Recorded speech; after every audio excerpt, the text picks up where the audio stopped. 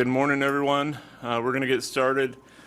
My name is Tony Rocco with the Building Codes Division, and I'm acting as the facilitator for today's meeting. And I, Facilitator Rocco, call the Residential and Manufactured Structures Board meeting of October 4th, 2023 to order at, I have 9:34, Nathan. Nathan, could you please call the roll? Gordon Anslow. I'm here. James Austin. I'm here. Forrest Barnes, I haven't heard from. John Camiller is excused. Vice Chair Robbie Tamerhoulet. I'm here. Rich Fry. Here. Emily Kemper is excused. Doug Lethin, I haven't seen on the meeting yet. Rich Tovar. Here. And Matt Lutter. I'm here. All right, Chair, we do have a quorum. Thank you. Thanks so much, Nathan. All right, so that moves us on to item C. Do the members have any changes to the agenda or to the order of business for today's meeting?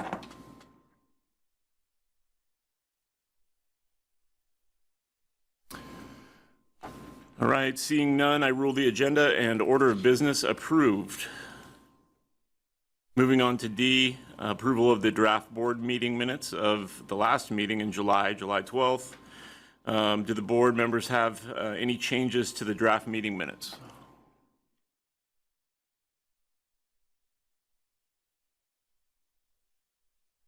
Seeing none, I rule the draft minutes of July 12th, 2023 final. Moving on to E, the date of the next RMSB meeting is scheduled for January 10th, 2024. So we'll see you right after the first of the year. And that takes us to F. This is a board vote for the chair and vice chair positions of the board. And Pierre, could you explain the process for the board and the options that they have, including, I think the option that they took at the last meeting was to table this matter? Thank you, Tony. For the record, Pierre, Sabagh, Policy Analyst for the Division. So for this process, we would open the floor for nominations for a chair to start, and then we would do vice chair and C. But to start, we would do the chair. We would do nominations. We would hold open nominations. We would then close nominations, verify that the nominee accepts the nomination, and then we would do votes until we would have a chair and vice chair, and moving later a C member. But as Tony just stated, I believe this board tabled the vote last time and has the same option to table this vote until the January 10th meeting. So if the board is not ready to vote on a chair or vice chair, they have the option to table it. And I will help with any part of the process that I just explained if we choose to move forward with the vote today. So thank you. All right, thanks, Pierre. So I'll open it up for board discussion on that and possibly nominations or suggestions to table it.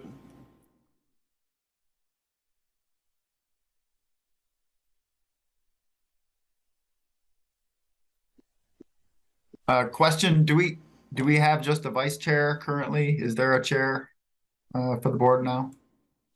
Correct. So we currently just have a vice chair, Rabi, and he's in what I believe to be his final board meeting today, and we'll be saying farewell to him and thanks for all of his hard work. So then we'll be absent the chair and vice chair.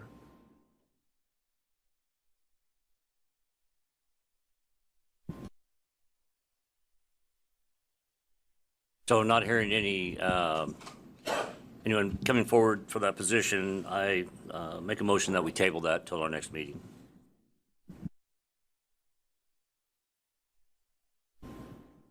I'll second that. All right, so we have a motion to table this. Do we have any further discussion from the board on tabling?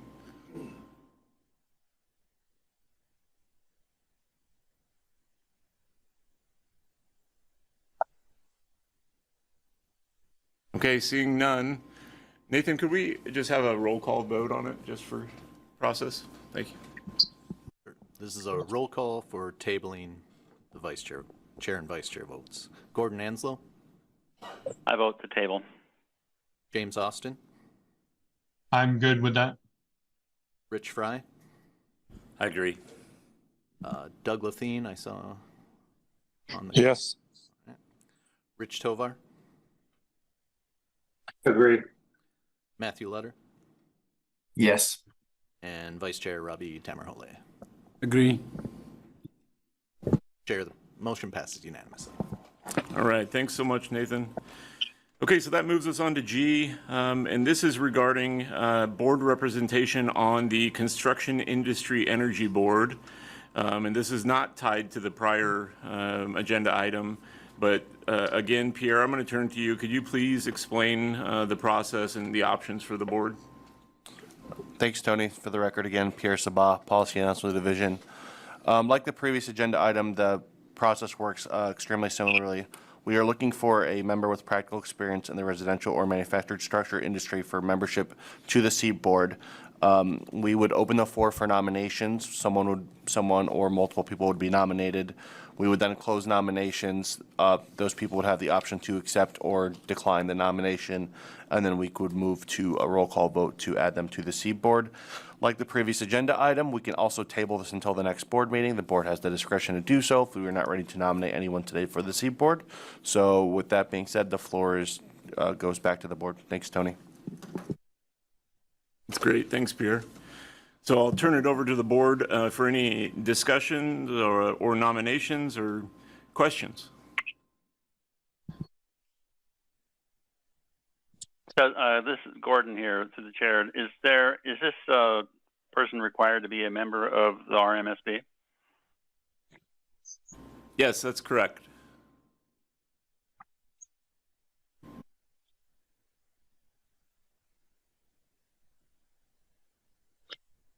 I'm comfortable nominating myself just to get someone in the board position.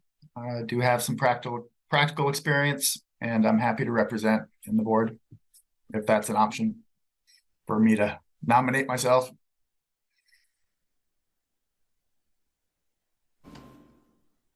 All right, we have a nomination of Matt Lutter. Pierre, I'm going to turn to you for any process from here on out. Thanks, Tony. Pierre Sabagh again for the record. Are there any other nominations from the board today?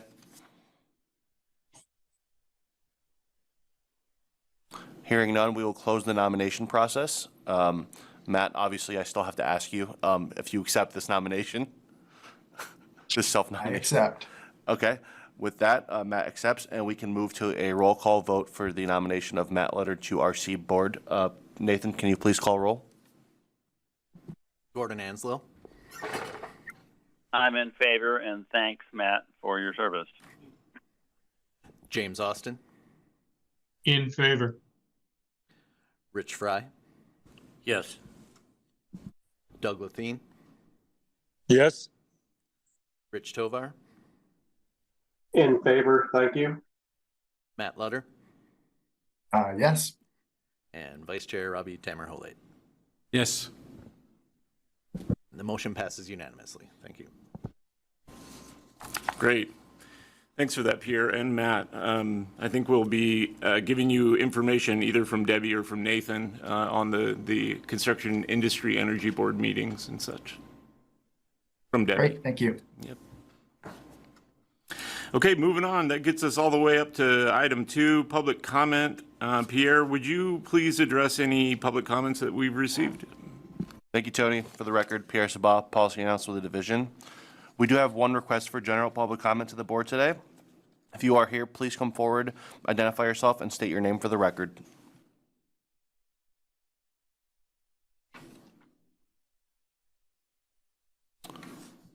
Board, looks like our public comment request is not here today, so we will move forward and keep the line. Oh,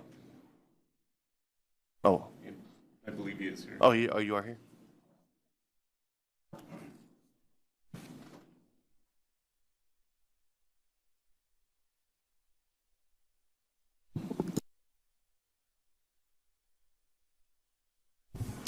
Steve Strawn, JELD-WEN Incorporated. I wasn't really thinking of coming up this early. Just a comment on the REACH code when we get to that point. I mean, we can certainly hold off until we get to that discussion later on in the agenda, or I can make the comment right now. Yeah, general public comments presented usually here now, not during the agenda. Thank you. So as I was reading through the draft of the REACH code, it dawned on me that in section N 1104.4.3, fenestration air leakage, what's shown in the current draft of the REACH code is the previous version. As we updated the energy code earlier this year, we corrected some of the air leakage issues in there. And so what I would do is just move or suggest that we adopt into the REACH code exactly the language that was put into the Oregon Residential Structures Code, or the building code, in N 1104.4.3, air leakage, fenestration air leakage. That's all I got. All right. Thank you, Steve. And I'll hold the line open for another moment if anyone else is in the meeting and hasn't signed up for public comment to speak.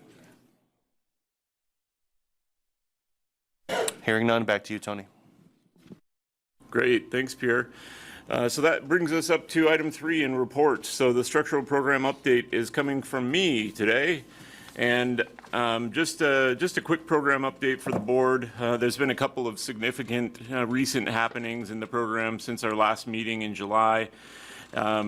One major thing is that our 2023 iteration of the Oregon Residential Specialty Code became initially effective 3 days ago on the 1st. Aside from the Chapter 1 administrative provisions, the remainder of the code does not become mandatory throughout our state until April 1 of next year. So during this time and grace period, customers may choose to use either the 21 iteration or the 23 iteration, and it is a customer choice. And then municipalities throughout the state are charged with accepting either plans to the 21 or the 23 iteration. On our respective residential code program page, we have links, information, and resources available regarding the new code and adoption process, including prior board meetings, such as the meeting last March where the board made recommendations regarding that code. We also have projected forecast of codebook availability. And then coming soon, we'll have a summary of all amendments and changes to the base model code. And so we've done this throughout the years. It's a really great document that will basically serve as the Oregon piece that you could put together with the IRC base and have an Oregon code using the two documents together. So we're hoping to have that up in the next couple of weeks, as well as a link to the finalized Chapter 1, because as I said, Chapter 1 did become effective and mandatory on the October 1st date. Next, our team is currently working on compiling related training videos covering significant changes and general code updates as we do once a code is adopted. This training will be available later this fall prior to the end of the year, and it's really looking great. Our team's been doing putting out a great effort putting it together, and I think it's really going to be a great product for folks. It will be available similar to our last several trainings. It's going to be posted for free, hosted by YouTube, accessed via our webpage. It's required for certified individuals, including plans examiners, inspectors, building officials, but it's also a really great tool and resource for other folks that they just want to watch the training and find out about those code updates. In addition, our team has also created a training for Oregon's Construction Contractors Board regarding the updated section R327 and the provisions for wildfire hazard mitigation, or what is commonly referred to as home hardening or fire hardening. While that training is intended for licensed residential contractors, similarly, it will be available for anyone to access, and we anticipate that it will be finalized and posted in the next couple of weeks. Finally, today I have the pleasure of introducing our new Senior Policy Analyst, Richard Donovan. Richard's here. Richard joined BCD in September and has brought a wealth of experience and expertise to our already robust policy team.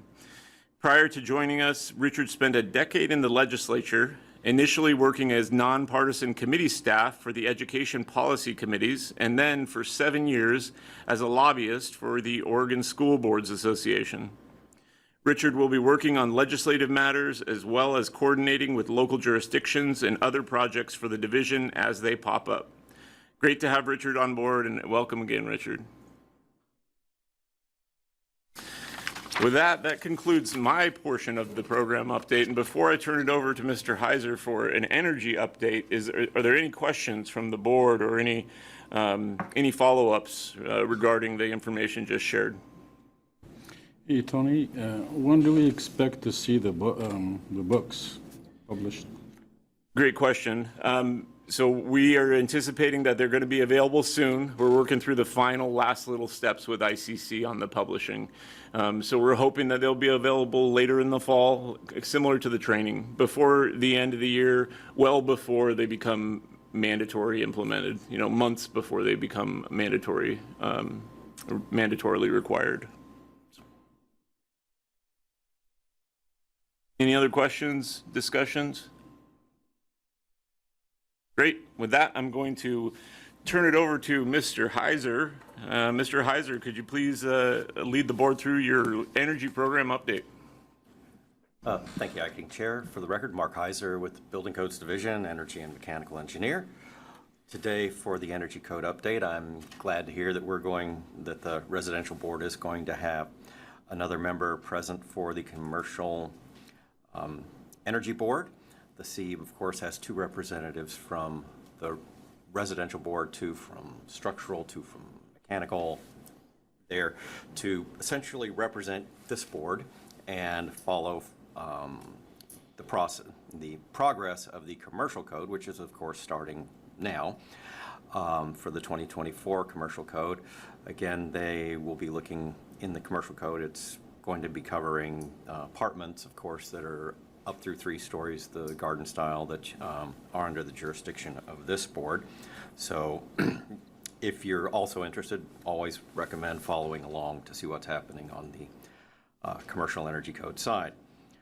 Other than some other reports that's coming later, I want to again thank this board for the 2023 Oregon Residential Specialty Code Chapter 11. It's a very good document. Thank you very much for providing a method for constructing efficient, safe, and cost-effective homes for Oregon. We have completed, the University of Oregon's Energy Studies and Buildings Lab has completed their modeling results of the 2023 Residential Code. Those results have been posted to the division website. And with the official rule being filed for the 2023 Oregon Residential Specialty Code filed with the Secretary of State, we were then able to send our letter to the U.S. Department of Energy noting that Oregon has met its requirements under federal rules and that our current Oregon provisions are meeting or exceeding the 2021 International Energy Conservation Code residential standards. And this work, of course, is in addition to the internal modeling that we've done. So under the executive order page, you'll find the U of O report. We have also, at the same time, met or exceeded the U.S. Department of Energy Zero Energy Ready Home equivalency that was required under Executive Order 17-20. So we've completed that step that was required to be done this year. A little later, we'll be covering the division's governor's energy report as required under Executive Order 20-04. That has also been posted to the Executive Order page on the division website. We'll be diving into that a little bit later, as well as some items related to the REACH code. And I'm available for any questions if you have any. Thanks, Mark. Do we have any questions from the board for Mark?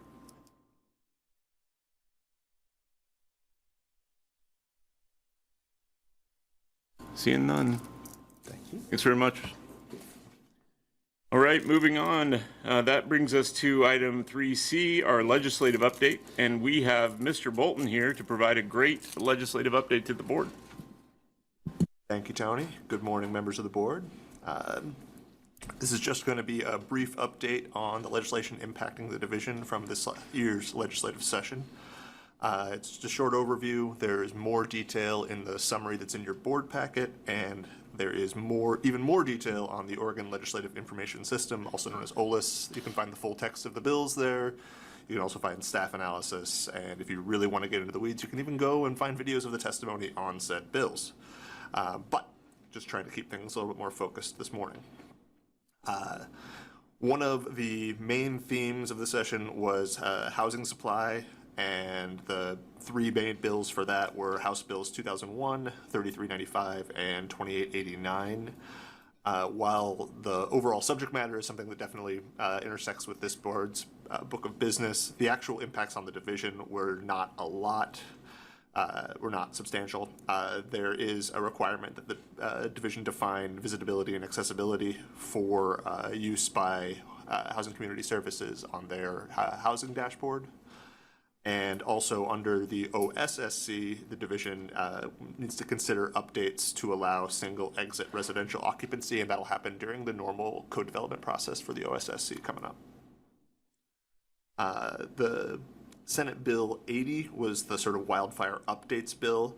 Again, the impacts on the division are not, there isn't much in the way of impacts on the division. It does impact the rollout of the new wildfire hazard advisory map, which the rollout of that will impact the division's rollout of the requiring of R327 wildfire hardening standards in certain high hazard wildfire zones. House Bill 2727 created a child care facilities work group, and BCD will be affected in that. There will be one of us sitting on that work group to provide expertise on codes that impact child care facilities. House Bill 5506 was the end of session Christmas tree bill. It is very long. There is a lot there. The only thing that really impacts the division is it extends the already existing wildfire hardening grant program that the division's been running. And so it gets to continue running through the end of the biennium in June 2025. And it also expands the program to include folks that lost structures in the 2021 wildfires. Finally, there was the other big giant bill of the session, 3409, was the climate and greenhouse gas emissions bill. It combined 15 bills from earlier in the session, and there's a lot going on. But the sections that impact the division specifically require the division to consider greenhouse gas emissions in agency actions. And it requires the division to consult with the Environmental Justice Council when considering agency action that impacts climate change or greenhouse gas emissions. That will likely involve a sort of regular check-in with the Environmental Justice Council on agency actions in that space. The bill requires, or it puts into statute, the reporting requirements that already existed under Executive Order 2004. So the division will just continue to provide those same reports as it has been. Bill requires the division to consider, to look at considering lower carbon building materials and those impacts on the code. It creates 2 new positions within the division, and the division anticipates contracting with a third party to explore sort of the impacts of that. Finally, the bill requires the division adopt the REACH code in rule as opposed to just adopting it not within rule. And just to give you a heads up, there are 2 agenda items coming up relating to the REACH code, and to avoid confusion, the first one will be kicking off the process of adopting this next version of the REACH code, one that's based on the 2023 residential code. The second item will be looking at overarching process rule for how the division adopts the REACH code in the future. But since they're back-to-back like that, I just wanted to give you a heads up so that it does not create confusion. Any questions about any of that? That was a great update, Andy. Thank you, especially at the end there. Anyone have any questions for Andy?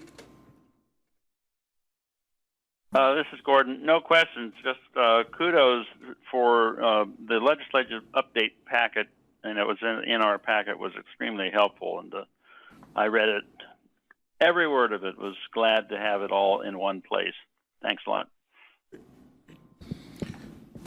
I have a question about, about the housing productions. We are planning or looking for production of some 36,000 units a year. Does, the Building Codes Division plan, or there is a plan to how to meet that, that production by, looking at the additional number of plan reviewers and inspectors and all that things? Is there any plan to meet that? I know that there's been talk, they're addressing a lot of different things with the Housing Production Advisory Council. I can't speak specifically if that's one of the things that they're bringing forward, and I know their recommendations are coming out relatively soon. I don't know specifically if that's one of the things that they've looked at yet. I don't think so.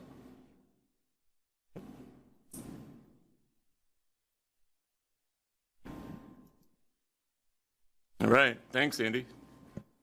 Much appreciated. Okay, here we go. We're moving right along. We're getting right up there to item 4, communications. We have a communication here regarding Executive Order 20-04, the Directive VI.B report. I'd like to welcome Mr. Heizer to the table. Thank you, Acting Chair. Once again, for the record, Mark Heizer with the division to discuss the governor's every 3-year reports that we're required to have under Executive Order 20-04 to let you know that it has been turned into the governor's office. It discusses the updates and to the energy codes and our progress toward meeting Executive Order 20-04. We turned this in effectively after updates to the residential and commercial energy codes, so on a 3-year cycle. We have to do an equivalent report to the legislature, which will be due in December. Among the items covered that we'd like to possibly share on screen are that how this board, through the Oregon Residential Specialty Code, how we've progressed toward that target. In the report, there's Figure A, which shows our progress since really 1992. The intent of the executive order was to start, if you'll see, the 2006 code was, or the code in effect in 2006 was called our, quote, 100% baseline. The intent of the executive order is to ask us to cost effectively get to a 60% reduction in energy use from that level. So you'll see by the year 2030. So on the very far right of the table is the target of 40% for the 2029 code. This year, we have got, for the 2023 code, as you can see, we've been on a really good, just averaging out consistent line toward that target for 2029. Looking forward through the 2026 and 2029 codes, it looks like for the regulated energy of buildings, it's about a 10% reduction each cycle in order to meet that target. It's been great work so far. It can be done. Looking at the economic considerations moving forward, we have seen increases in cost of construction, but also we've seen the baseline for the cost of energy is going up as well. So balancing that cost effectiveness for the end consumers for 1 and 2 family homes and townhomes will be something for consideration as we move forward. Again, this board has been doing quite well. Thank you very much for your time. If you have any questions or on the report, we'd be happy to take them at this time. Any questions or further discussion with Mark? Hey, Mark, this is Matt. I had a question about the progress. It looks really nice. The advancements the code has made over the years. Just wanted to just confirm those are based on models. Is that right? I'm just curious how actual buildings are performing. If for example, a 2006 building is actually using more energy than a building built to 2021 code. I feel like I've heard that even though code is advancing, the buildings aren't using less energy. Is there a similar graph that might show actual consumption versus what I think is modeled? We don't use actual field data, no. It is duplicating the process that the federal government uses. We look at where we were sort of, and we weight the use based on what systems are put into the building, and then comparing, also looking at the weighting of the number of buildings that are constructed in, say, the western part of the state versus the eastern colder climates, and follow really the guidelines of how the feds look at it. It's sort of how we do our reports for them. And yes, it's always you have to pick a point to sort of look at, and that's what we do. We sort of to measure progress, you look at in order to consider apples to apples over time. That's what we do. So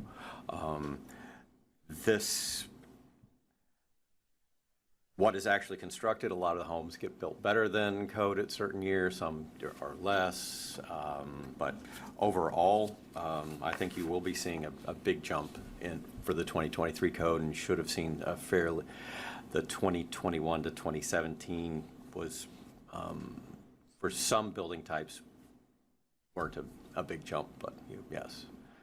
Compared to 06, you should see a big difference. At least most consumers should. If you were comparing apples to apples and you ran your thermostat the same, had the same number of people, had the same number of, we have to sort of estimate on this is the number of people in the home, this is the number of washing machine loads done per year, this is how much you use for your refrigerator and so forth. And so it's always a your mileage may vary, batteries aren't included. Sort of disclaimer on these. Right. Thanks, Mark. I believe there's some building stock assessments that are ongoing that might kind of answer what I'm getting at about older buildings built to 2006 code versus 2021 code, comparing the consumption levels. But thanks for your explanation. Just wanted to get a little more clarification on that. Thank you. Any other questions for Mr. Heizer?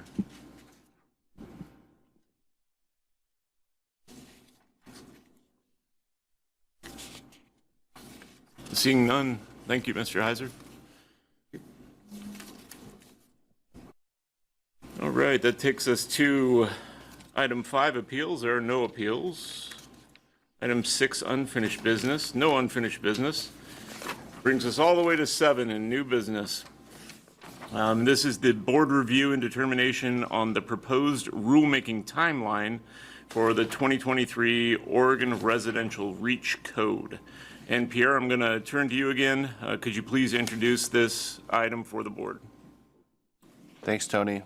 For the record, Pierre Sabagh, Policy Analyst for the division. The division is requesting the board review and approval of the division's proposed process and timeline for developing and adopting the 2023 Oregon Residential Reach Code.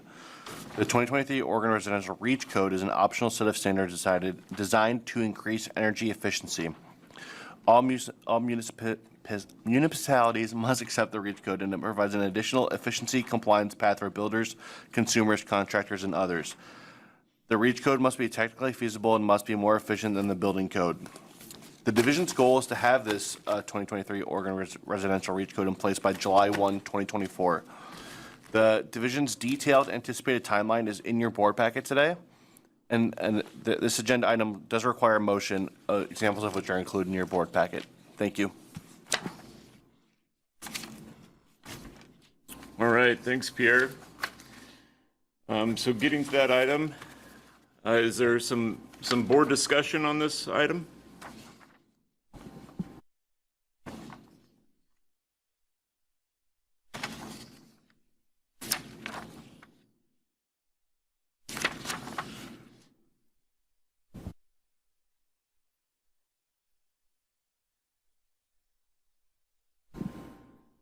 I think the process sounds reasonable and the date range seems reasonable.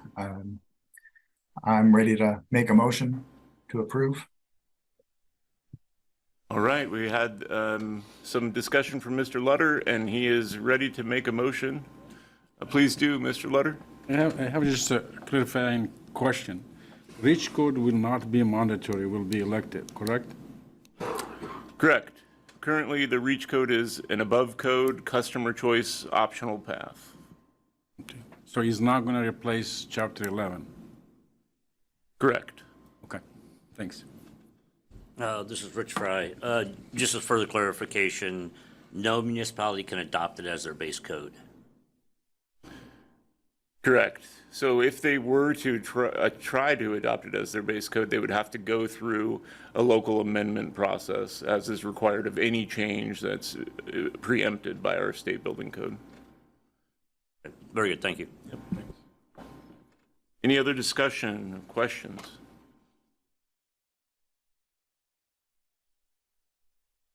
Hearing none, I'd entertain that motion, Mr. Lutter. Thank you. I move to approve the division's proposed code adoption process steps and timeline for adopting the 2023 Oregon Residential REACH Code. This is Gordon. I'll second that motion. Okay, we have a motion on the floor. Is there any discussion?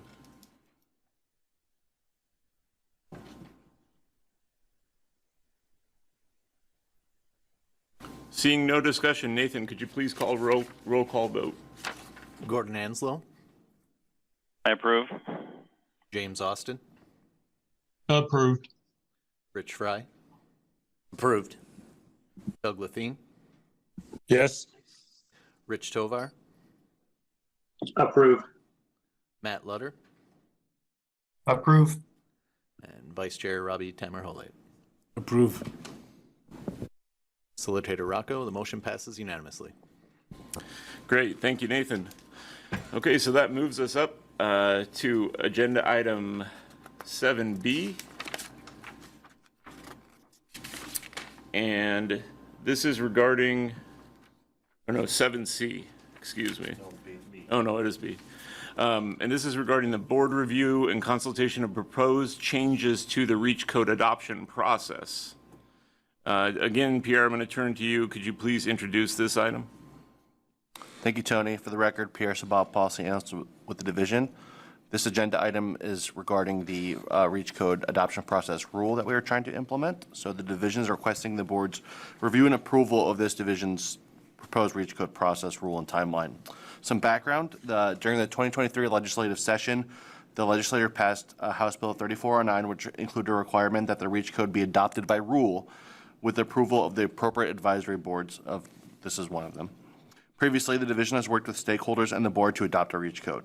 These proposed rules and adoption process changes are intended to create a predictable process by which the division, with board approval, can adopt future versions of the REACH code.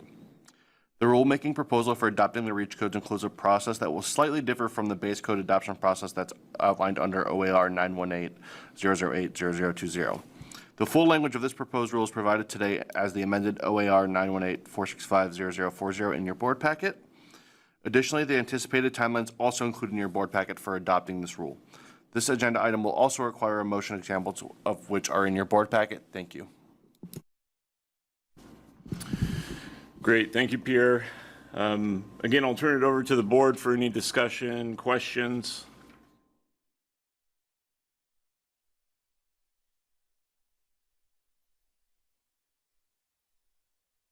Rich Fry, I have a question. So it talks about the changes to the rules. It still has to go through the Manufactured Structures Board. It just makes it easier to adopt the rule? Is that what I'm understanding?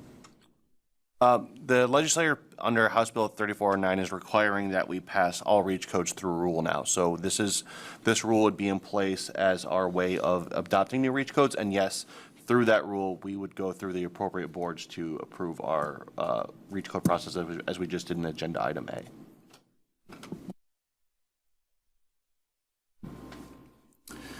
Any further discussion or questions? I have a question on Item II.D. And the process for adopting either REACH code may include. I think the concern is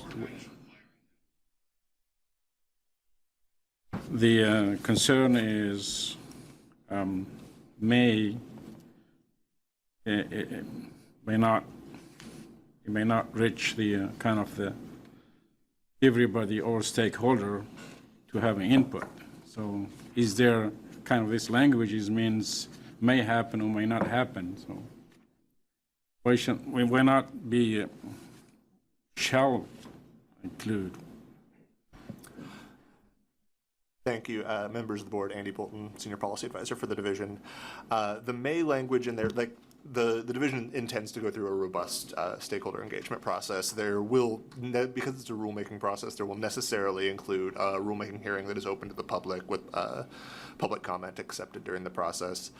The may language is intended to sort of outline the process steps that we would intend to take, but allow a certain amount of flexibility in the process.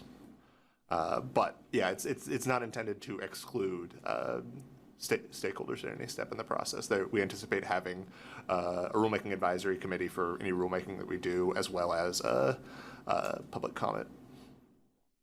Okay, thanks. Yeah. And for the record, Pierre, Policy Council Division, going off what Andy said, if you look back to Agenda Item A for our adoption process for the REACH code, you can see that we do have a proposal period, we have a rulemaking advisory committee, we'll have a public rulemaking hearing. So it is very similar to the normal process of adopting a code. It's just it differs a little bit, but as Andy stated, this is going to be a robust process. Thank you.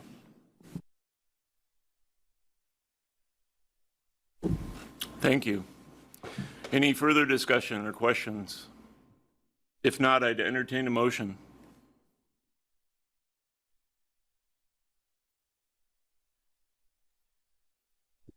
This is Gordon. I would move to approve the division's proposed REACH code adoption process rule and proposed rulemaking timeline. I'll second that motion. All right, we have a motion on the floor. Is there any discussion on that motion?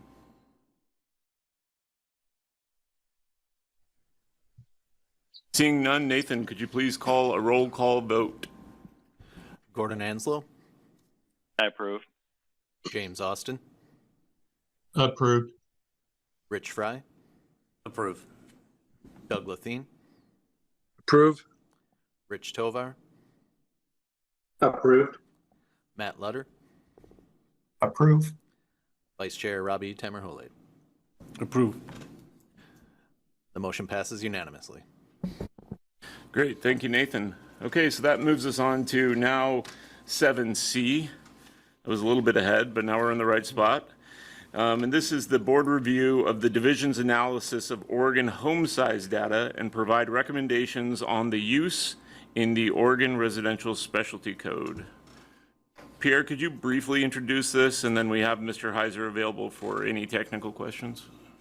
Yeah, thanks, Tony. For the record, Pierre, Policy Council of the Division. At this board's meeting on March 26, 2021, board members requested that the division look into the possible consideration of home size and the application of energy performance standards in the ORSC. At the next board meeting that year on July 28, 2021, the board approved the formation of a work group by the division to obtain additional input on the impact of home size on energy performance standards in the ORSC. Since then, the division has updated the board regularly on its progress obtaining historical home size and pricing data. The division is now bringing its analysis of that data to the board for its review and for any additional direction from the board to the division to further pursue incorporation of home sizing considerations in the future versions of the ORSC. The full home sizing analysis is in your board packet. Mark and Kelly have done a wonderful job on this, so I encourage everyone to read the full analysis. The division welcomes any discussion or direction from board members on future incorporation of home size considerations into the LRSC, and both Mark and Kelly are here to answer questions, but Mark's mainly here, so thank you. All right. Mark, do you have any upfront kind of summary that you could provide the board before we get into questions and discussion? Yes. Thank you, Chair Rocco, and the board. Mark Heizer with the division again.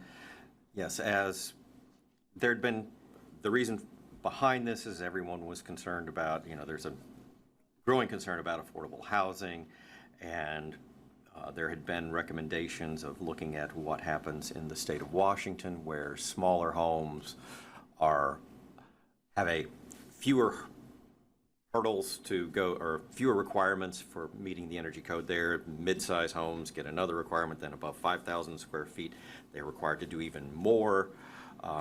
We were asked to look at this, and of course, investigating where would be an appropriate break size for when you might require fewer energy requirements for smaller homes, because a family of 5 in a 3-bedroom, 1,200 square foot house is going to use much less energy than, of course, the same family in our prototypical 2,400 square foot home.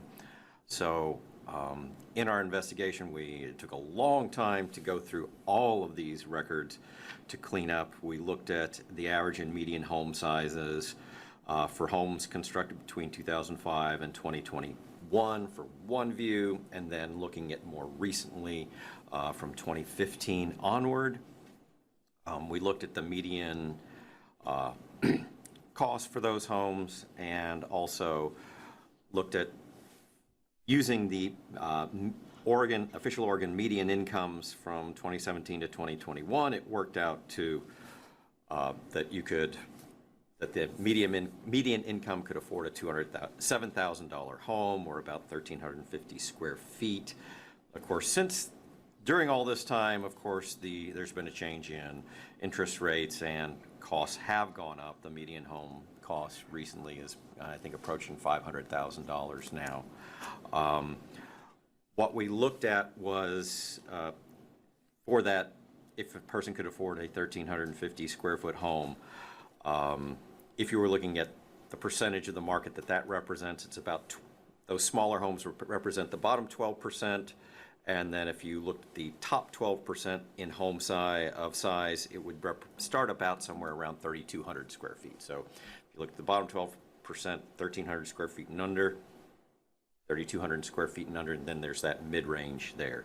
Again, just from there are different considerations you can look at, but this is just sort of brought forward for your discussion for now and for future looks of whether there's something that can be done to consider different requirements for smaller homes from an affordability standpoint versus larger or our typical homes. So thank you very much. Thank you, Mr. Heizer. Do we have any discussion or questions for Mr. Heizer?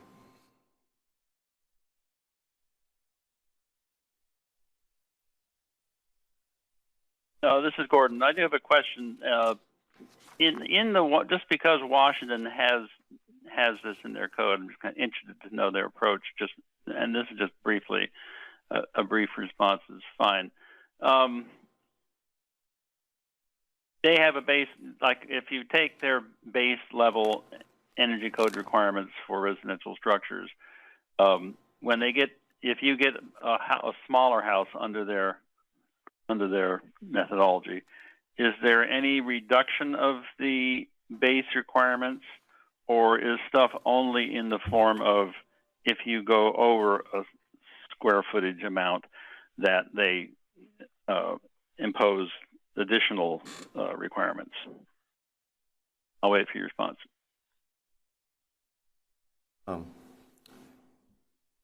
Mark Heizer with the division. So Washington has, and I'm trying to remember the numbers, but so where we have additional measures, they sort of have a baseline code, and then they require a smaller number of additional measures or points. They have a more point system for 1,200 square foot and under homes.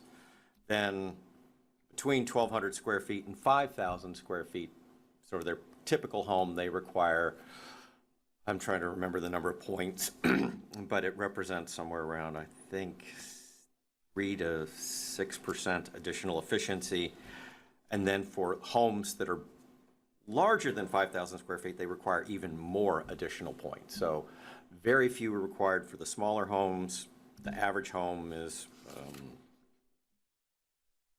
gets a certain percentage home increase, and then if you go with a really big home, they require even more additional measures for the bigger home. So that's how they've worked theirs out.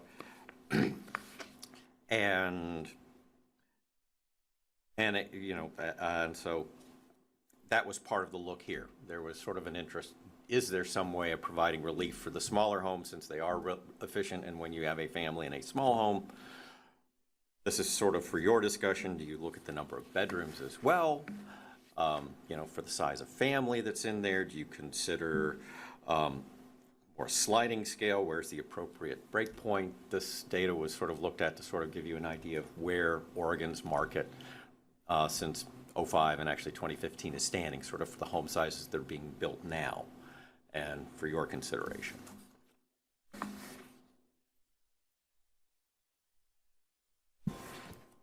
This is Gordon again.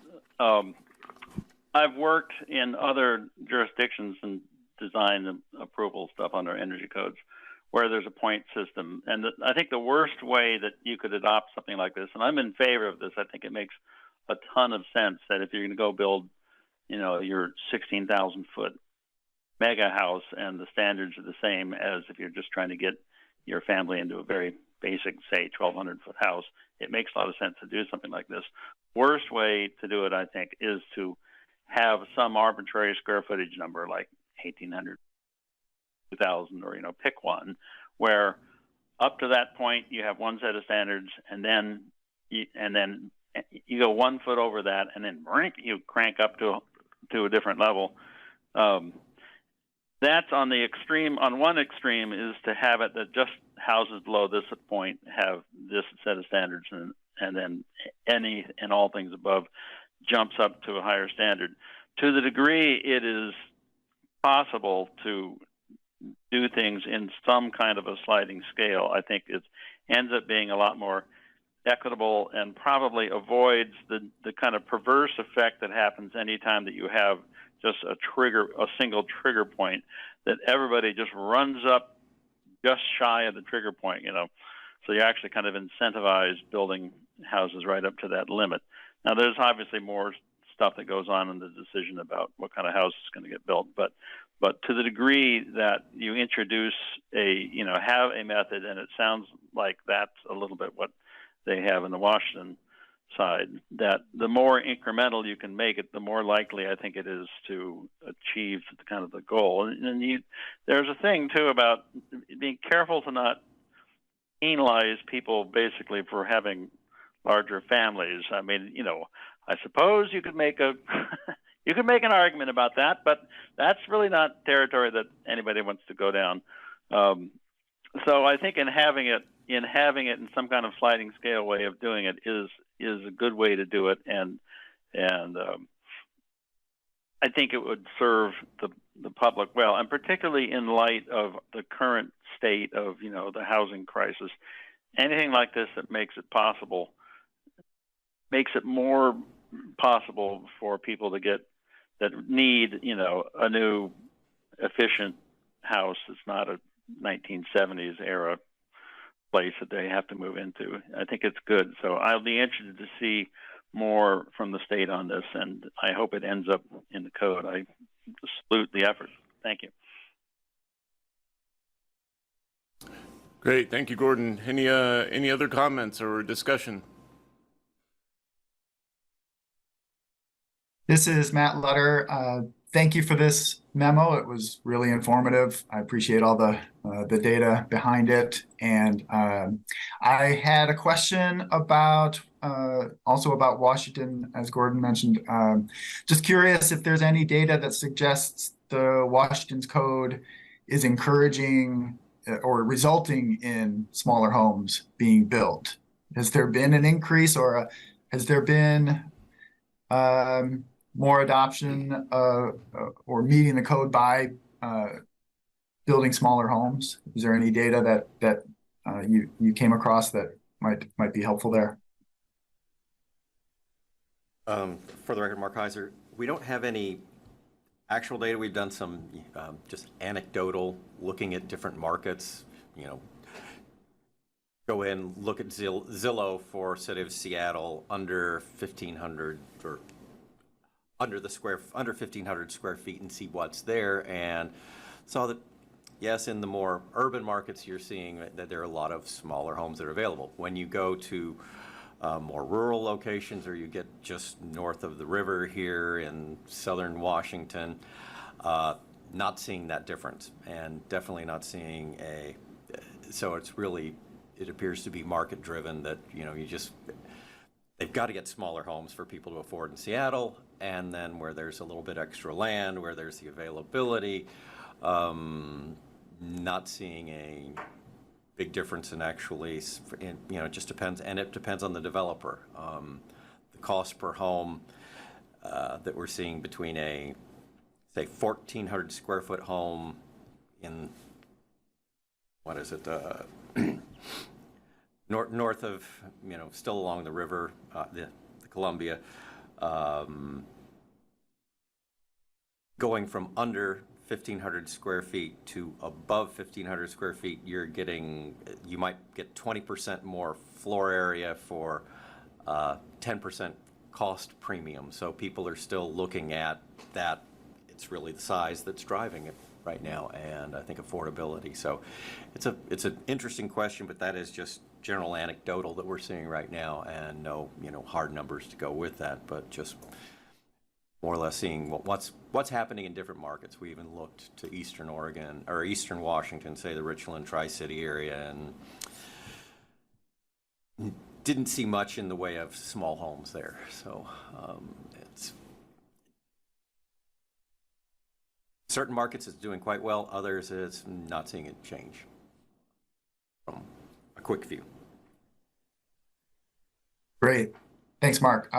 I'll just say I'm in favor of this approach of incorporating home size into future codes. Smaller homes will cost less upfront and on an ongoing basis. So it's if there's a way to include that in the code to encourage those smaller homes, I'm in favor of that, and appreciate all your work on this.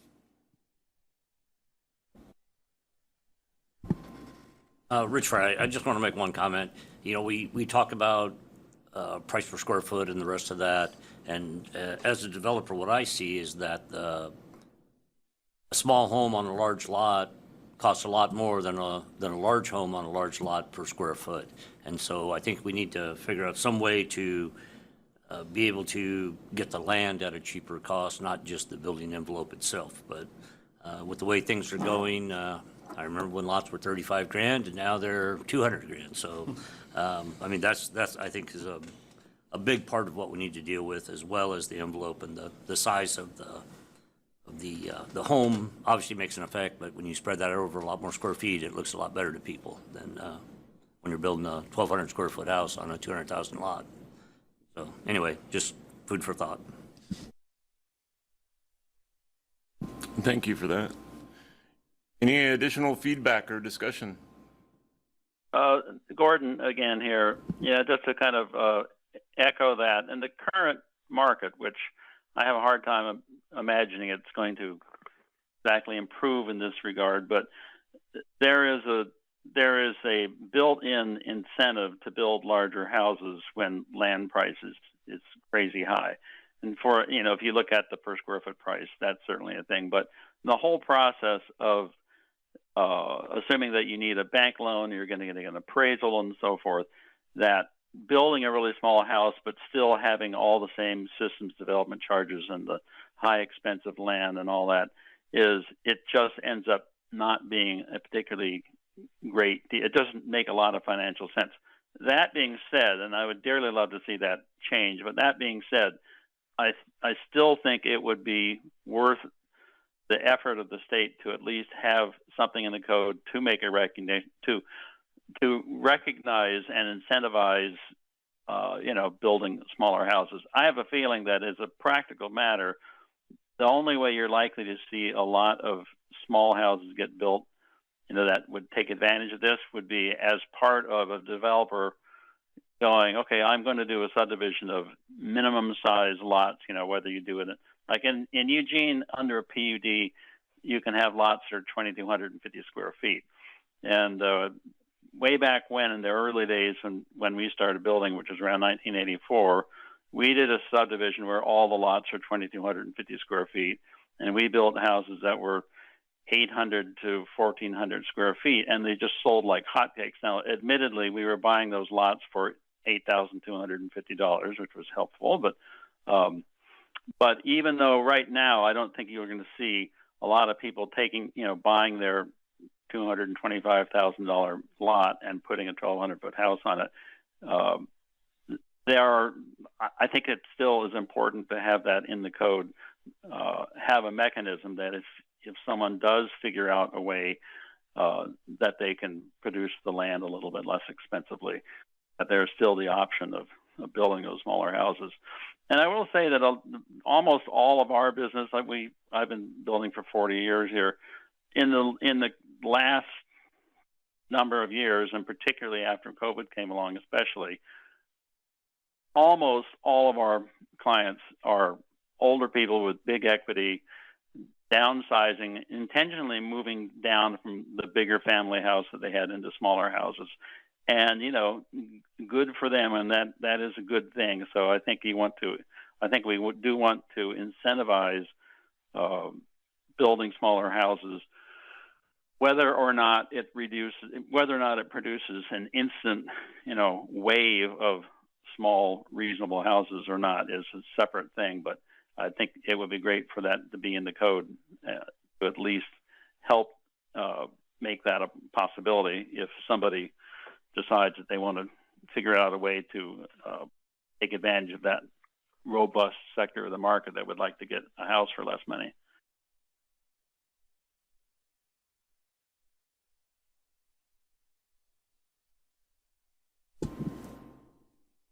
Thank you for that, Gordon. We do have a member of the public with their hand raised. Does the board have any issues with us allowing these folks to speak? No. No. I have no issue. All right, so no issue. Alex, I believe you and possibly Mr. Heslam there at Earth Advantage. Yeah, thank you very much, Mr. Rocco, members of the board. Just a couple points related to this conversation about size of home and what's happening in the market today. So I just wanted to share something about like some recent looking around that we've done and what's being built today. And then Alex has actually had recent conversations with the state of Washington about whether or not the 1,200 square foot limit is actually showing up in terms of construction being a limiting factor or something that's moving the market. So on the first point, just did some recent analysis of, at least in the city of Portland, what's been built year to date, new construction by cost, which is directly related to size. And we were looking at this related to HB 2001 that required the middle housing zoning changes in each larger jurisdiction in the state that went into effect 2 years ago.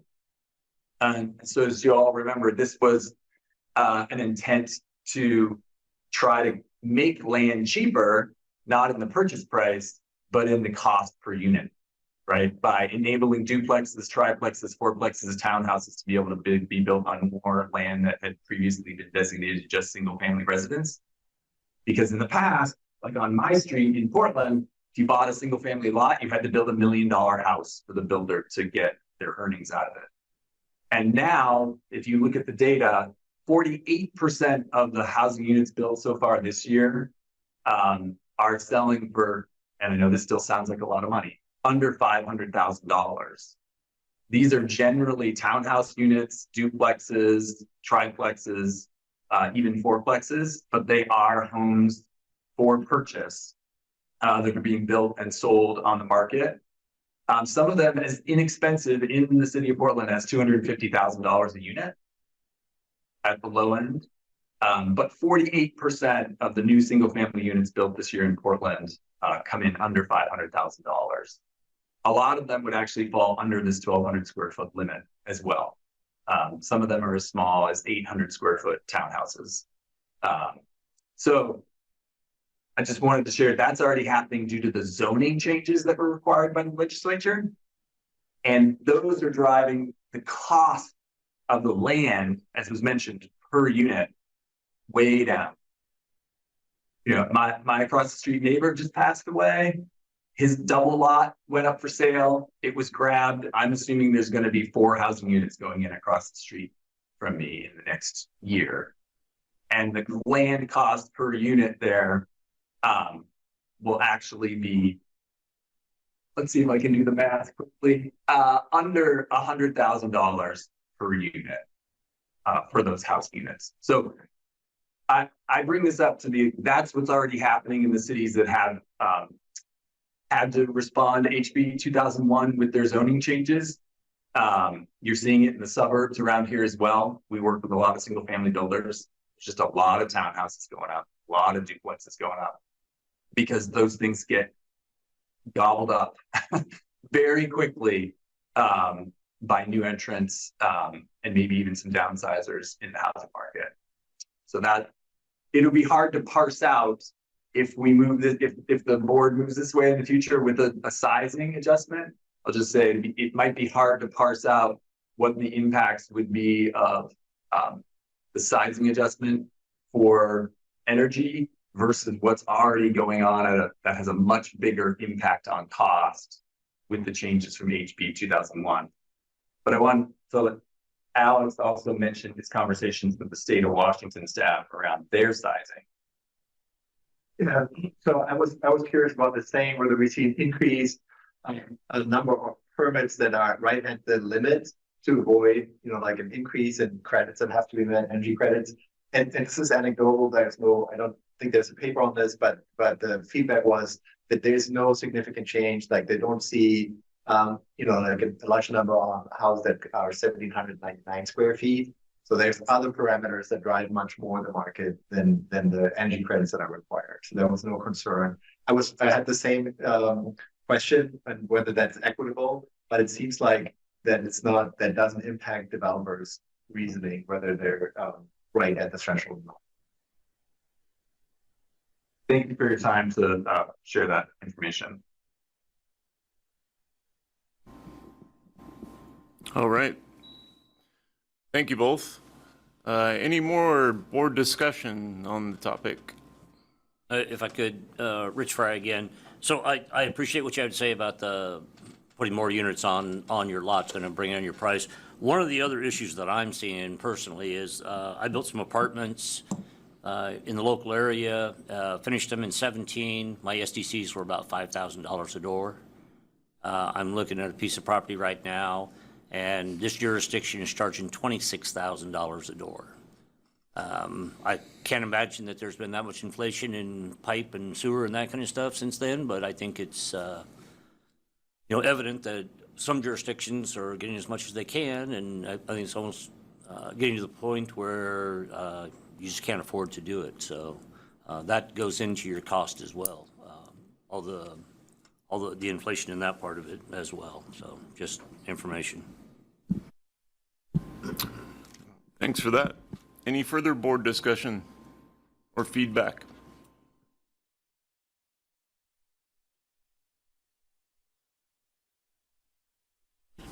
Hearing none.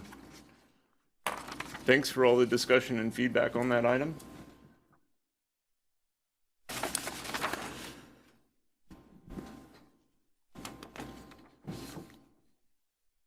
Pierre, we didn't need a motion or anything on that. Great, thank you. Okay, so that moves us to announcements. Any board members, if you have an announcement, please feel free to share it at this time. One minor announcement, we do say farewell to Rabi and thank him for his service. And I know Debbie will have a more formal farewell prepared at a future meeting, but I just wanted to note that and thank you for all your years of service. And with that, we move to adjournment. And there being no further business, the October 4th, 2023 Residential and Manufactured Structures Board meeting is adjourned at, what time do we have here? 10:44. 10:44. Thanks, everybody. Thank you.